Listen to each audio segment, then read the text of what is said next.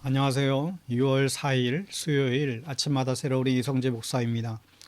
오늘도 새로운 세상, 새로운 대한민국이 다시금 일어서도록 기도하는 하루 되시기를 빕니다. 오늘 창세기 묵상 본문은 창세기 1장 27절에서 31절 말씀 보겠습니다. 제목은 하나님 보시기에 좋은 인생인데요. 31절 말씀을 제가 보지요. 하나님이 지으신 그 모든 것을 보시니 보시기에 심히 좋았더라. 저녁이 되고 아침이 되니 이는 여섯째 날이니라. 아멘. 여러분 보통 가위를 살 때 어떤 가위를 사시나요? 문구점에 가서 그냥 잘 들을 것 같은 가위를 사시죠? 싸고 잘 드는 가위를 살 것입니다. 반면에 자동차를 살 때는 어떤 차를 사십니까? 그냥 봐서 잘 나갈 것 같고 잘 설 것 같은 차를 사시나요? 그렇지 않지요.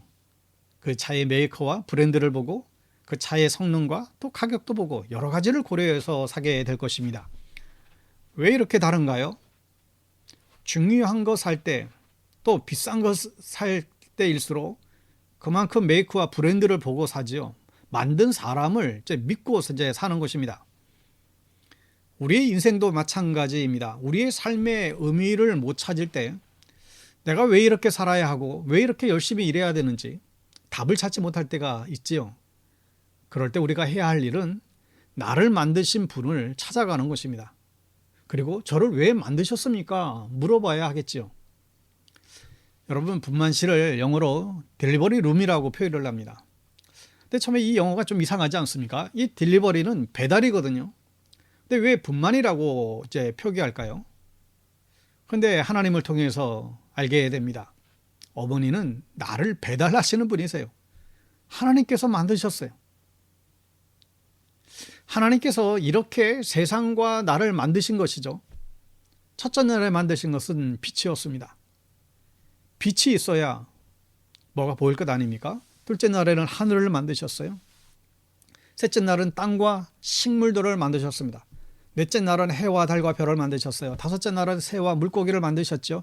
여섯째 날은 마지막 창조의 날이었습니다. 27절에 보시면 하나님이 당신의 형상대로 사람을 창조하셨으니 곧 하나님의 형상대로 사람을 창조하셨다. 하나님이 그들을 남자와 여자로 창조하셨다. 이 날은 동물들과 아담이라는 남자 한 명을 만드셨습니다.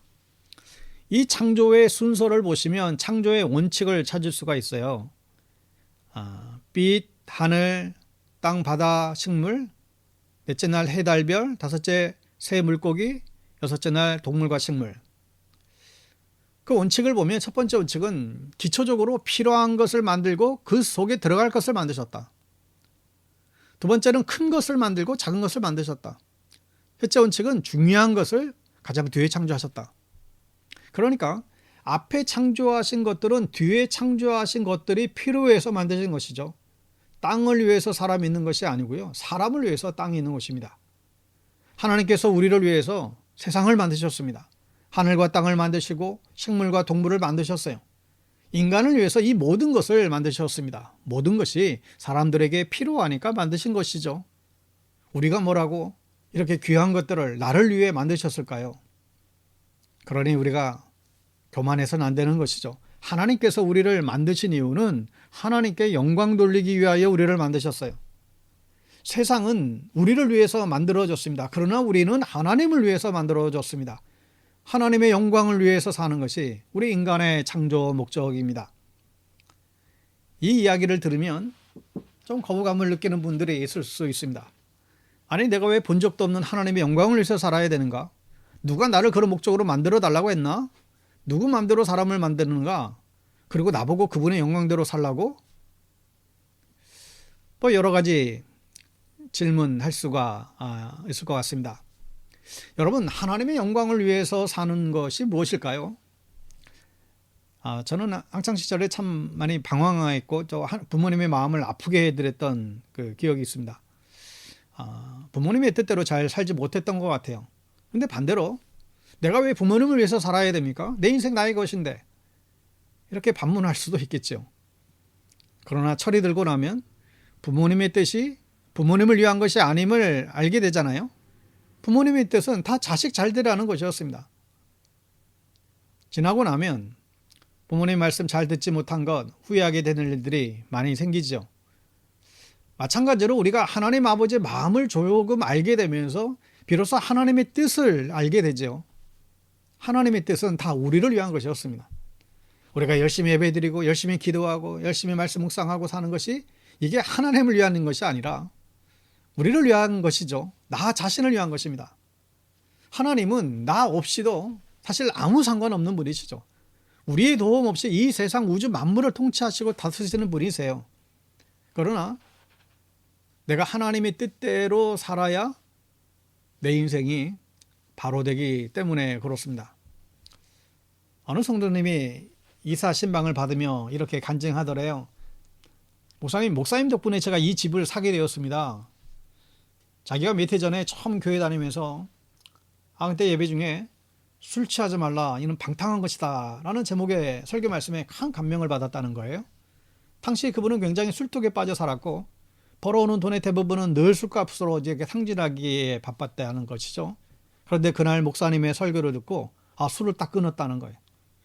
그리고 술을 끊었더니 돈이 모아졌대요. 그 돈으로 오늘 이렇게 이 집까지 샀으니 목사님 덕분이라고. 이 성도님은 하나님의 뜻대로 말씀에 순종하여 살았더니 하나님의 집이 생긴 게 아니고 그 성도님에게 집이 생긴 것이죠. 여러분, 하나님의 뜻대로 살면 하나님이 복 받으시는 것이 아니라 우리가 복 받는 것입니다.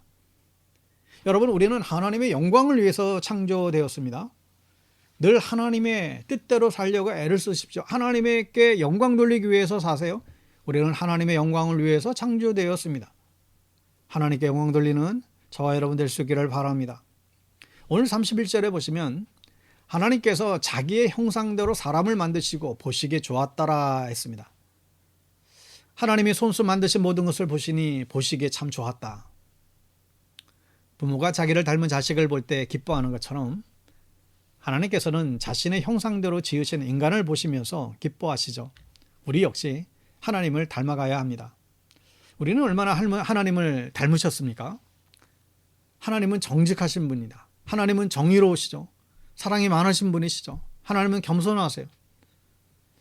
여러분은 이런 마음이 얼마나 있습니까? 6월달도 이런 주님을 닮기에 최선 다하는 저와 여러분 되었으면 좋겠습니다. 창세기 1장에 계속해서 반복되는 말이 있어요. 보시기에 좋았더라.